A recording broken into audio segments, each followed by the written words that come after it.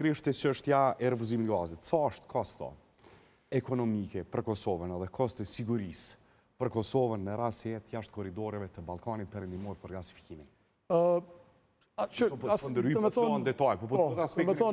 Përfaqësuesi ambasadës amerikane përmendën një dritare kohore prej një vjetëshi. Nuk po e kontestoj, por megjithatë unë mendoj që asnjëherë s'është vonë, e mira do të ishte që sot, nesër me njëherë qeveria në detyrë qoftë mbante këto mbledhjet elektronike, cilat i ka goxhat shpeshta ose mbledhje fizike dhe ti thoshte po gazit amerikan, por megjithatë asnjëherë nuk është vonë. Ajo puna e ndërprerjes, domethënë të tubacionit që Serbia ta bllokoi furnizimin me gaz për Kosovën ose eventualisht dhe Shqipëria, me qenë se qeveritë tona si kanë raportet e mira sot për sot me njëra tjetrën, domethënë është goxha banale për shkak se po flasim për një produkt amerikan.